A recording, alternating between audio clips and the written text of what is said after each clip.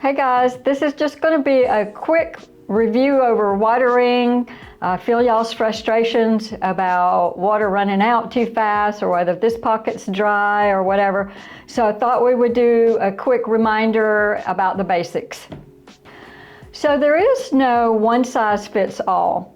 Many people will call and say, just give me the formula. Just tell me exactly how much, at what time of the day, and it really doesn't work like that. Every planter is going to be different because the soil could be different, the size of the root system could be different, or the temperature outside in a warmer zone as opposed to a cooler zone. The water's going to evaporate much quicker in a warmer one, so all of those things come into play.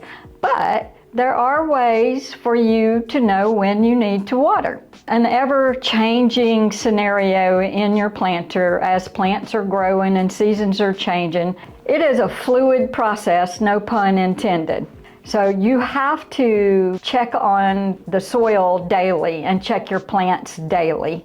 That's why it's called gardening. It's a daily process of checking your leaves to see if they're full and plump or if they're wilty and drooping, if they're turning yellow or brown, or if you're getting pests on your leaves. It's a very active process every day to go and take a look at your plants to see if they're doing okay. The most important thing is going to be checking your soil.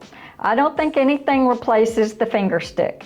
My routine is to go in there and dig down 2 fingers worth, 2 inches, and see if there's any moisture. Sometimes the top of the soil can look dry and it still have a good bit of moisture under there. There's a lot of space between where that plant is and where the center spout is. A lot of common soil in there. And one thing that I like to do is go ahead and go behind the plant sometime and just kind of dig down to see if there's moisture in that area as well. So a few key issues we can talk about quickly. Wilting. If your leaves look thin and your soil is dry, more than likely they need water. If your leaves are just wilting and your soil seems very wet, it could be because it's over water. If you see yellowing, it can also be from lack of water or too much water. That's when you check your soil to figure that one out. Browning can also be either from lack of water or maybe even a disease. Also, when you're out there doing this observation on your leaves, it's a great time to do pest assessment. Do you have any damage to your leaves? Do you have something eaten up? Just go and do research on the type of damage you're seeing, or if you have the specimen itself, try to look it up that way. That's a good part of your daily routine care. Filling your reservoir is not always necessary. Sometimes the soil is slightly moist and just needs to be re-moistened. I think you can get away with a half fill at that point. If your soil is overly wet, the water is going to flow out the bottom quicker. If your soil is hydrophobic, like really dry, it actually can just run off and run out. Highly recommend, if you have hydrophobic soil, to go ahead and wet it before you have plants or seeds in it, because it can take several soakings to get it to finally absorb that water. What you're after is a trickle and not a gush.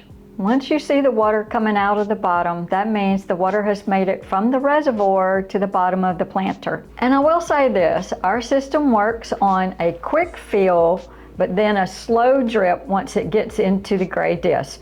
But there's a whole nother watering taking place also through the tiers themselves.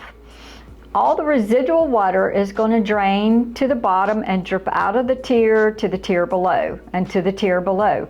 So it's actually getting kind of a second watering.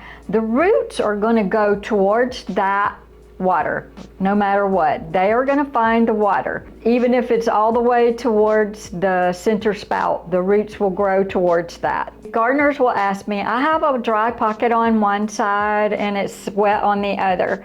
That can be because it's not level. It could also be because there's a clog in the gray disc on that side. If it's not any of those reasons and you have a large plant, it could be that it's taking up more water than the smaller plants on the other side. It is perfectly fine to always, in any circumstance, just put a cup of water in a pocket. I do that with fertilizer water. If I have a planter that I see a particular plant that needs a happy dose of fertilizer, then I will give it a dose. Sometimes when I have planters that have flowers mixed in, I will do a little bloom buster in those pockets and not on the rest of the planter. Enough of that water stays in that pocket that it really doesn't go through, and if a little bit of it goes through, it doesn't hurt anything anyway. The bottom line is just to go out every day, assess your plants and the soil. If they need water, do the finger stick, give them the water. While you're doing that, make sure you check for pests. This can be every day or every other day, but during cabbage worm season, I highly recommend that you do it every day because they are fast and you need to catch them very quickly. These are just a few of the tips I have. I hope this clears up any watering questions that you might have. Feel free to reach out anytime. Happy gardening!